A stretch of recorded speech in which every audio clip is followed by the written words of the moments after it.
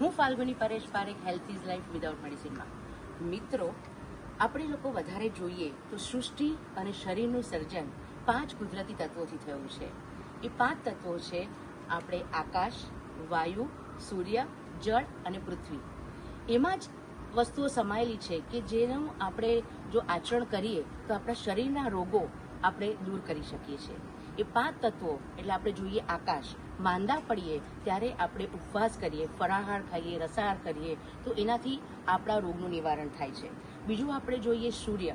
સૂર્ય પ્રકાશ દ્વારા સન બાધિંગથી પણ આપણા શરીરમાં રહેલા વિજાતીય તત્વો નાશ પામે છે. બીજું આપણે જોઈએ વાયુ. વાયુ એટલે એનાથી આપણે પ્રાણાયામ કરીએ તેમજ આપણે ખુલ્લી હવામાં ફરવા જઈએ એનાથી પણ આપણા રોગનું નિવારણ થાય છે. ચોથું તત્વ જે છે એ જળ તત્વ. જળ તત્વ એટલે પાણી ચિકિત્સાથી આપણે લીલી પટ્ટી લગાડવાથી, જળ નીતિથી એ બધાથી પણ આપણે આપણા શરીરના જે રોગો છે એનું નિવારણ કરી શકીએ છીએ. અને પાંચમું તત્વ જોઈએ તો આપણે પૃથ્વી એટલે મીઠીનો જે આપણે પ્રયોગ કરીએ, જો આંખ માટે છે, પેટ માટે છે, અલગ અલગ રોગોમાં માટીનો પ્રયોગ કેવી રીતે કરીએ અને એ બધાથી જ આપણા રોગો નિવારણ પામે છે.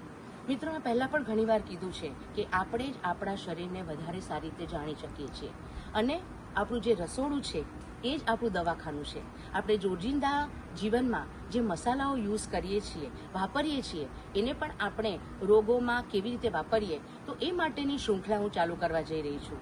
તો એ માટે તમે મારી યુટ્યુબ ચેનલને લાઈક કરો, શેર કરો, જોતા રહો અને સબસ્ક્રાઈબ કરો. Thank you.